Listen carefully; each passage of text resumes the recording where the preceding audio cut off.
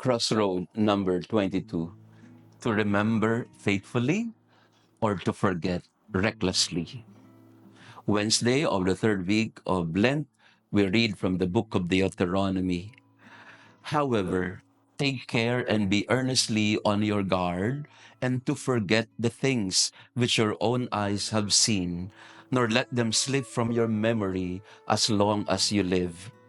But teach them to your children and to your children's children. Do not forget the things your own eyes have seen. Do not let them slip from your memory as long as you live. Dito nakaugat ang ugnayan ng Diyos at ng kanyang piniling bayan. The foundation of the covenant between God and His people is memory. Shema, they call this in the Hebrew culture. Hear, O Israel, and remember what the Lord has commanded you to do. And this is also the same foundation of our relationship with God in our life. That we remember the words that He told us, the message that He has imparted to us through Jesus and in Jesus. Our Christian faith is anchored on remembering. Even the Eucharist is a memorial.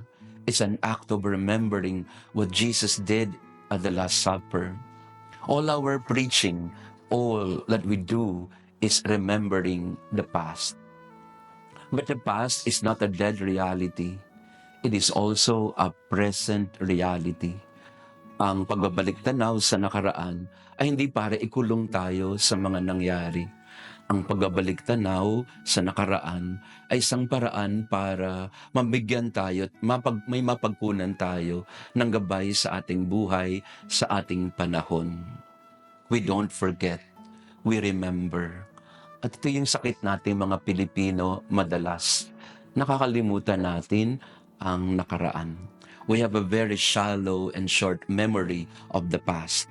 In fact, we are more inclined to revise the past according to our own paradigm or perspective. Ang inaalala lang natin sa nakaraan ay kung ano yung pareho ng paninindigan o paniniwala natin ngayon. We have a nostalgic memory. Ang naaalala lang natin ay kung ano yung nakapagbigay sa atin ng masarap na pakiramdam. Pero hindi talaga natin naaalala ng buo kung ano ang mga nangyari. Ganon din sa ating pakikipag-ugnayan sa Panginoon. Madalas tayo ay nakakalimot. Nakakalimutan natin ang pangako sa Panginoon.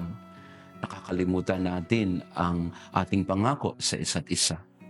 Sa mga mag-asawa, halimbawa, ang inyong buhay bilang mag-asawa ay nakaugat sa pangako, sa inyong sinumpaan sa isa't isa.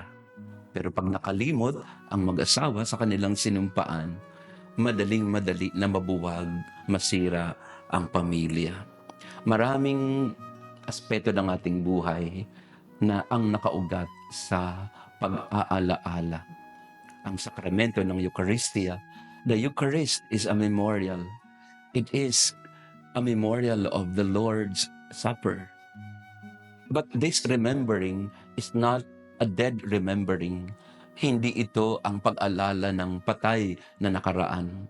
Sa halip, para sa atin, ang mga nakaraan ay hindi natin nakakalimutan sabagat ito ang gabay natin sa ating paglalakbay sa ating panahon.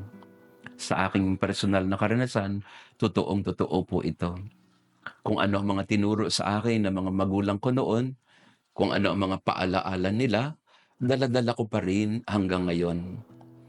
Pinaalalahanan ako lagi dati ng aking mga magulang, lalo na ng nanay ko, na laging magro-rosaryo, laging magdadasal. Naalala ko pa ang mga paalala ng nanay ko na huwag kang magpapatuyo ng pawis, anak, kasi baka magkasipon ka, magkasakit ka. One of my core memories of my childhood is my mother always reminding me, huwag kang magpapatuyo ng iyong damit o kaya ng iyong pawis. Kaya po sa aking personal na buhay bilang pari, parang ayaw na ayaw ko po na matutuyuan ng pawis. Hindi dahil sa nag-iingat ako sa aking katawan o kalusugan, kung hindi naaalala ko lagi ang nanay ko na nagsasabi sa akin. In our life, at the core of our life is memory, remembering. Do not forget what the Lord has done in your life. Never forget how good the Lord is in your life.